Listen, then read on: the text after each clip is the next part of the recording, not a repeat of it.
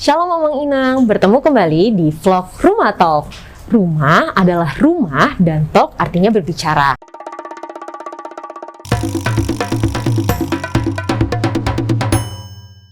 Kami berharap Rumah Talk ini bisa menjadi rumah atau wadah untuk saling berbagi informasi, pengalaman baik di antara jemaat sehingga vlog ini bisa menjadi bermanfaat dan saling menguatkan satu sama lain.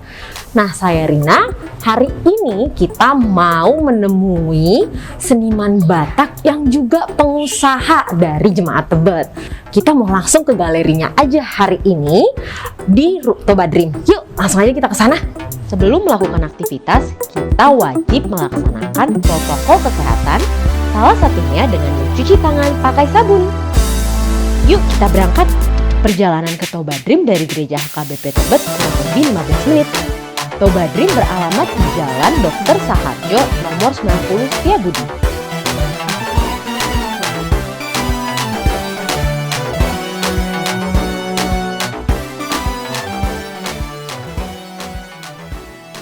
Nah, kita udah sampai nih di Toba Dream Family Cafe.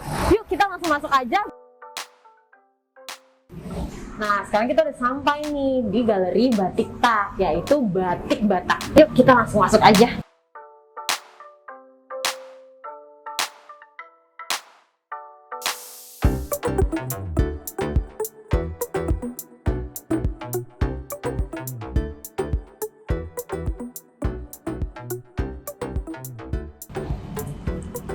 Shalom.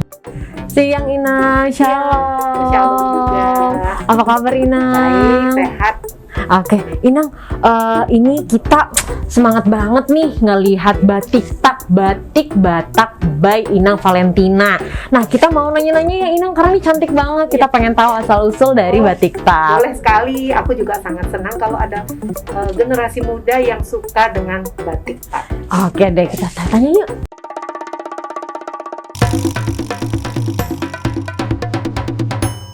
Makasih Inang buat waktunya. Nah, aku pengen nanya nih Inang, kapan sih pertama kali akhirnya batik tak ini bisa dimulai? Dan apa sih Inang idenya gitu ya bisa sampai menghasilkan produk yang terkenal diomongin sama banyak orang nih Inang? Senang dibilang terkenal. Kira-kira 10 tahun yang lalu saya pernah ikut ke Bangka Belitung. Waktu itu suami dinas di sana. Jadi di Bangka itu ada batik namanya batik cual. Batik cual itu adalah batik motif Bangka.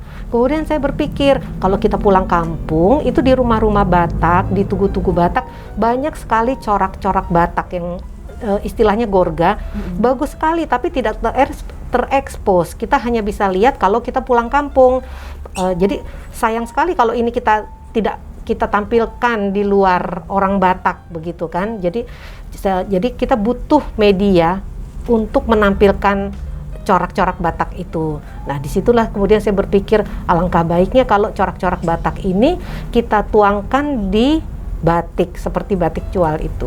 Begitu. Luar biasa nilai budayanya dan passionnya ya Inang ya untuk bisa memajukan industri fashion Batak ini. Kebetulan juga memang kan pada saat itu fashion Batak itu masih sangat minim, tidak terkenal ya. Orang kalau dengar Batak pasti yang ada di otaknya Danau Toba, lagu-lagu Batak, penyanyi-penyanyi Batak. Tapi kalau fashion masih sangat kurang karena selama ini terbentur dengan sebenarnya ada bahan Batak yaitu ulos, tapi selama ini terbentur dengan adat.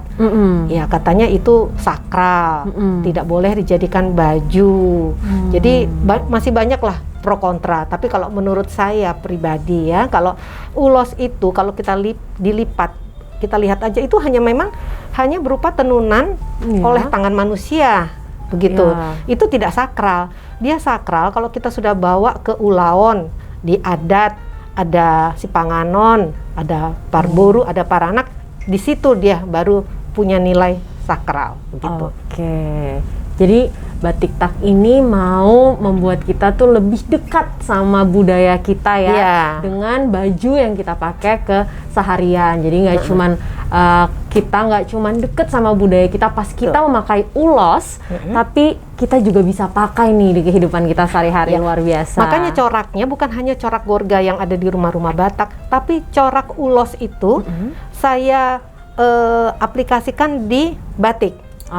Jadi kalau itu nggak boleh protes dong, ini kan batik, cuman coraknya corak ulos. Jadi ada juga batik saya yang motifnya ulos lagi hidup, ulos mangiring, ulos marinjam sisi, ada. Namanya batik tak tuh enak banget ya buat dibilang. Cepet banget nempel, banyak banget Inang yang ngomongin batik tak, batik tak. Awalnya gimana sih Inang bisa sampai tercetus lah gitu ya brand batik tak? Ya, jadi memang kita untuk kalau kita mulai usaha, kita harus punya brand. Dan brand ini sangat penting. Jadi kita harus memilih brand yang bagaimana kalau orang mendengar nama itu langsung terngiang-ngiang di telinganya, terus enak didengar, simple. Jadi waktu itu saya berpikir batik Batak. Wah, kayaknya enak banget nih kalau batik tak gitu loh. Pasti gampang didengar, gampang diingat begitu. Ya, dan terbukti sekali sih memang Inang kayak sering banget dengar kata batik tak. Dan dari yang begitu dengar langsung nempel gitu. Aku juga langsung nempel. Dan batik tak ini sejak 5 tahun yang lalu sudah resmi terdaftar di Kemenkumham. Ya. Oke, dan penting ya memang untuk didaftarkan ya, Inang, betul, ya, penting hak sekali. atas kekayaan intelektual nih kawan-kawan. Jangan sampai nanti ada orang yang mengaku-ngaku batik tak. Tapi ada juga cerita lucu. Jadi karena batik tak ini banyak dikenal orang, jadi sekarang orang kalau lihat batik Batak di mana saja orang akan sebut batik tak gitu. Jadi seperti itu. Sebenarnya kalau saya dengar langsung saya akan luruskan batik tak itu merek saya. Jadi batik tak itu ya ini batik Batak, tapi bukan batik tak. Tapi sebenarnya kalau kita ambil positifnya, berarti batik tak sudah terkenal. Iya, pionir ya kalau kita bisa bilang nih. Jadi gitu. yang pertama kali mempopulerkan batik Batak. Nah, kalau kita lihat nih ya Inang, ini unik-unik ya motifnya gitu, manis, warnanya juga beda banget ya, eye catching. Mau tahu dong Inang ceritanya nih, idenya dari mana ya bisa sampai kepikiran bikin ini semua gitu? Jadi memang awalnya saya yang seperti saya bilang tadi, jadi dari motif dari rumah Batak itu waktu itu baru satu jenis aja saya ambil. Jadi itu saya foto, kemudian saya modifikasi, jadi tidak saya ambil plek persis itu. Kemudian saya cari pengrajin. Nah, ini pengrajinnya ini juga saya sampai berkali-kali ganti-ganti pengrajin karena mereka tidak bisa menerima apa yang ada di otak saya gitu loh. Jadi setelah lebih dari 3 kali akhirnya saya bisa ketemu pengrajin yang bisa menuang yang bisa mengaplikasikan di batik itu apa yang saya mau. Begitu juga dengan warna ya. Jadi warna juga saya ini macam-macam warnanya. Kalau warna Batak asli sih merah hitam putih seperti itu. Seperti ini. Tapi, ya, betul. Saya membuat batik tak itu kontemporer. Kontemporer itu jadi maksudnya supaya lebih modern, supaya lebih disukai generasi muda. Jadi saya juga bikin warna-warna lain, ada pink, ada hijau, begitu. Menarik banget nih. Nah, jadi begitu saya dapat pengrajin yang pas, langsung awalnya dibuat hanya selusin dulu, hanya satu motif dengan 3 warna. Jadi itu dulu pertama kali baru cap, hanya cap aja. Kalau sekarang saya sudah ada semi. Jadi perpaduan batik tulis dan batik cap, dan ada juga yang full tulis. Awalnya hanya cap. Menarik banget nih. Nah, kalau dari bahannya sendiri gimana nih Inang? Ada bahan apa aja sih yang dipakai di batik tak? Macam-macam. Seperti ini bahan dobi. Kalau itu yang di belakang Rina itu sutra ATBM. Ini juga sutra ATBM. Ini juga ada yang dari bahan Paris seperti ini. Bahan Paris atau sifon. Terus ada juga katun. Ya, jadi bahannya ada kira-kira 5 macam bahan. Jadi ada juga katun super, ada juga sutra super gitu ya. Jadi kalau untuk macam-macamnya tadi ada full cap, ada kombinasi cap dan tulis, dan ada juga full tulis. Gitu. Jadi benar-benar buat nyaman banget ya gitu kalau kita ya kayak tadi mungkin ya Inang ya, kalau mungkin biasanya kita tuh dekat dengan budaya kita lewat ulos, tapi kali ini kita juga mau bikin memakai budaya kita tuh dengan nyaman gitu, dengan bahan-bahan yang sudah terpilih inilah ya, yang dengan batik kita pakai. Dan, batik ini sekarang memang asalnya dari Jawa, tapi sekarang bukan milik orang Jawa saja, karena sudah didaftarkan di UNESCO bahwa batik ini adalah milik bangsa Indonesia. Jadi sekarang setiap provinsi sudah punya batik. Sudah punya batik ya. Batik ini sendiri sebenarnya cuman melambangkan teknik pembuatan ya. Yang dengan menulis, jadi proses pembuatannya dengan membatik. Membatik gitu. Iya, jadi sama juga tenun, kan itu ditenun. Kalau ini dibatik. Kalau kita tahu batik itu kan banyak motifnya ya. Ada motif parang, batik parang, ada motif batik kaung. Nah, kalau misalkan batik tak sendiri ini tuh ada motif apa aja sih Inang? Jadi seperti yang saya bilang tadi, motifnya ada saya ambil dari ulos, ada saya ambil dari motif-motif yang ada di rumah-rumah Batak. Jadi seperti ini motif gorga, namanya gorga PG, saya buat gorga PG. Nah, kalau itu namanya gorga kecil. Nah, kalau seperti ini namanya ulos mangiring, dan ini motif ulos ya. Kalau ini juga motif ulos ragi hidup. Nah, ini motif gorga, dan ini motif ulos marinjam sisi. Ini gorga. Yang ini seperti ini juga bagus juga. Ini namanya motif ulos motif gorga variasi angin putor. Kalau ini motif sadum, ini saya ambil dari ulos. Jadi bahkan di satu kain aja bisa banyak motif ya. Jadi supaya orang nggak bosan. Dan ini warna juga. Bagi ini, saya bikin kontemporer begini supaya anak-anak muda juga suka. Terus ada juga saya di sini nggak kelihatan, saya punya motif yang sering kalau kita ke rumah Batak itu kita lihat ada motif cicak. Cicak itu namanya boraspati. Jadi boraspati itu punya makna sendiri, arti filosofinya bahwa orang Batak itu harus seperti cicak. Dimanapun dia ditempatkan, dia bisa menyesuaikan diri. Jadi itu juga ada juga bahan saya yang punya motif boraspati. Jadi ada cicak, macam-macam. Motif Batak itu sangat kaya. Jadi sayang sekali kalau kita tidak tampilkan, kalau kita tidak kembangkan gitu kan, supaya berkembang budaya Batak itu. Sekarang tuh ini pasti banyak banget lah ya peminatnya. Nah, mau tahu dong biasanya nih orang-orang tuh beli batik tak yang mana ya, kainnya kah, bajunya kah, atau ada hal-hal lain nih yang kreativitas gitu ya dari batik tak? Memang saya lebih banyak menjual bahan. Ada juga baju jadi, tapi tidak banyak, lebih banyak menjual bahan. Tapi belakangan ini yang lagi booming, biasanya itu dipakai untuk orang-orang yang mau marhusip dan martupol. Jadi kalau zaman dulu kan marhusip, martupol orang pakai songket.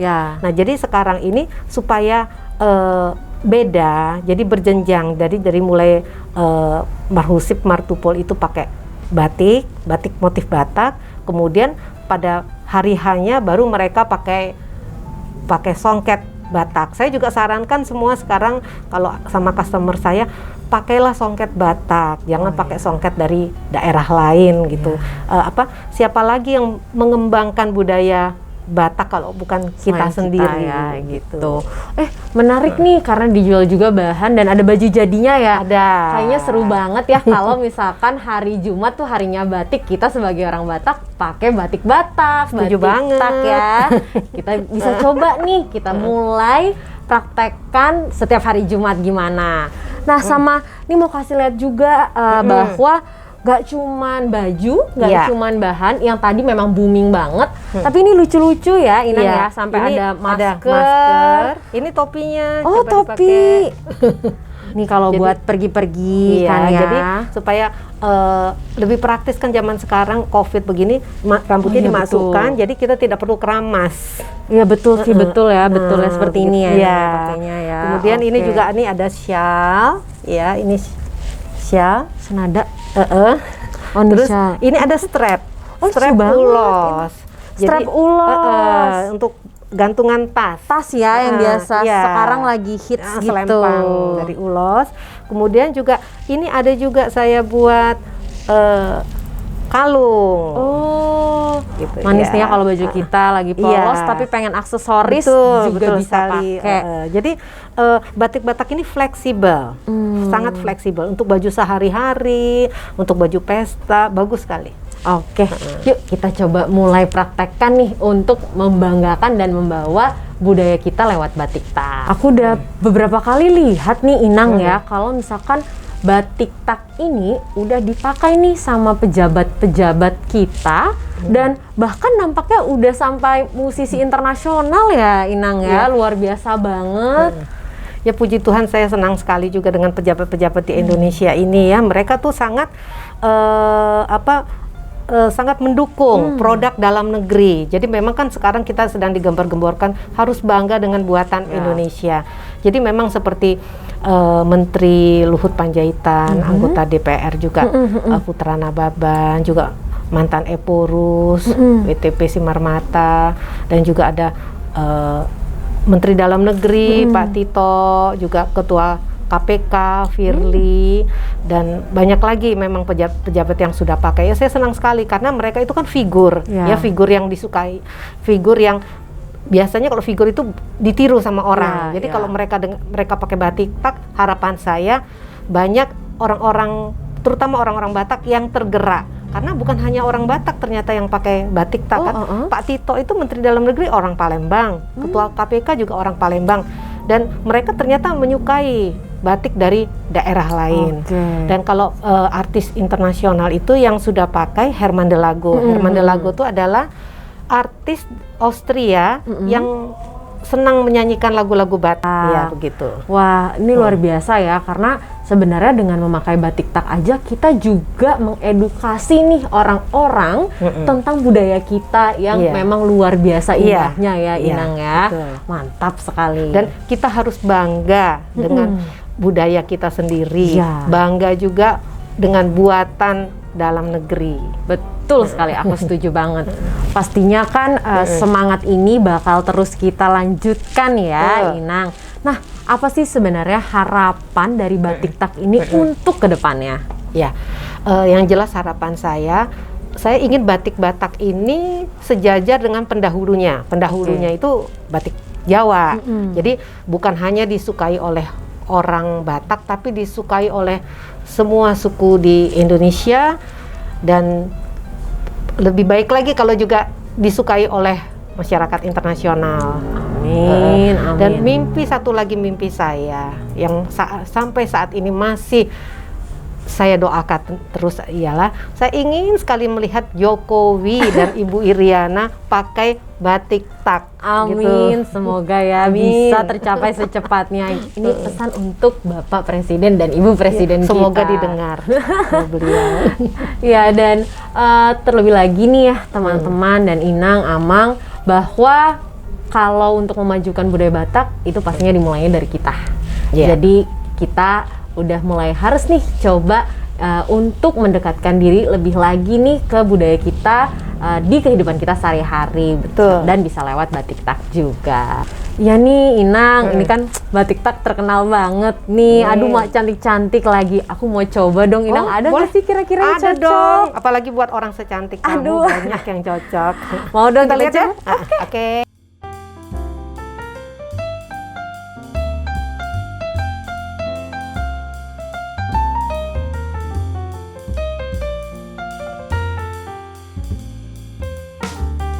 Cantik banget ya batik taknya nih, batik Batak. Dan ini tuh bisa dipakai mana aja ya Inang ya. Betul. Mau pakai jalan-jalan tetap fashionable banget, dan kalau pakai ke kantor tuh tetap rapih, enak banget. Nah, ini motif apa dan kain apa ya Inang ya? Ini kain Paris. Kemudian ini saya bikin namanya adalah motif maragam, karena dalam satu bahan ada beberapa macam motif. Seperti ini motif ulos mangiring, ini motif Dasanawalu dari Simalungun, ini motif Gorga KS, Dan mungkin ada ini motif gorga besar. Oh, ini gorga Seperti besar ya. Ini motifnya gorga besar. Di sini juga warnanya saya bikin warna pelangi. Jadi menarik. Jadi tidak hanya warna satu. Gak cuma satu dua warna ya, iya nih cocok banget nih buat anak muda. Buat anak muda.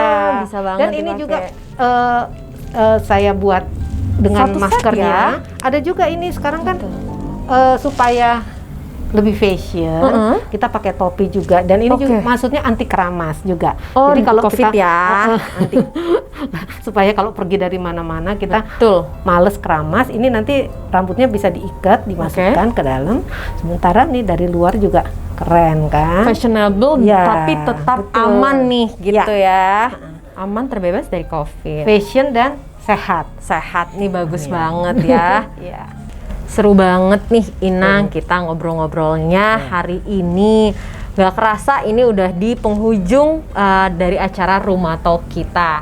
Nah, sebelum menutup acara Rumah Talk, mau dong Inang kalau boleh dikasih nih tips and trick gitu ya, saran-saran kepada jemaat kita kalau sekiranya ada nih yang lagi mau memulai bisnis. Untuk memulai usaha, saran saya jangan takut untuk memulai, karena yang sulit adalah langkah pertama.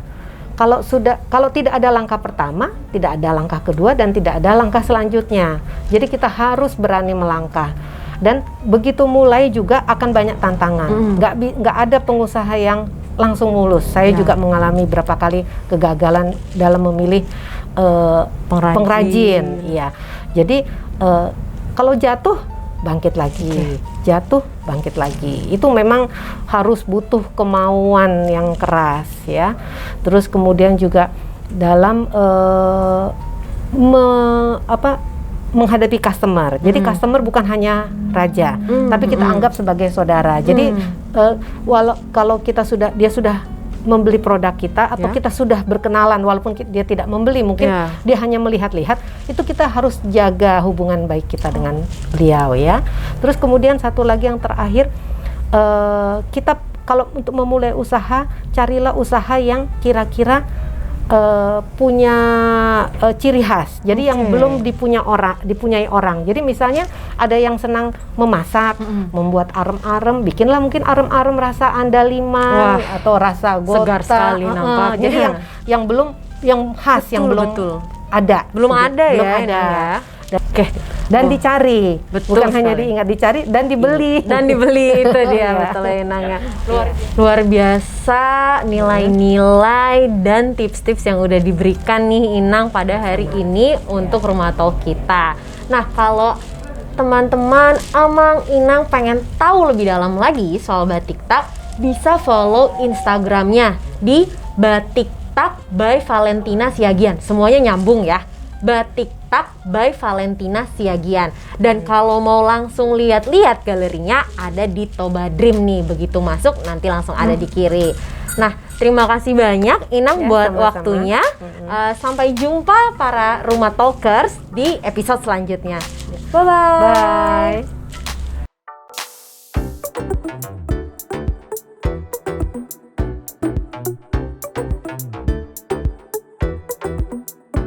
Nah, bagus kan produk-produk dari Batik Tak yang asli jemaat HKBP Tebet. Mari kita dukung pelayanan gereja dengan mensubscribe channel YouTube HKBP Tebet, memfollow Instagram dan Facebook gereja HKBP Tebet. Vlog kita hari ini diproduksi oleh David Silaban sebagai kameramen, Mario Sianturi sebagai kamera, Tulus Nababan sebagai kameramen, Joshua Padang sebagai music director, dan David Silaban sebagai editor utama. Saya, Lina Syanipar, ketemu lagi di vlog Rumah Talk di lain kesempatan. Shalom!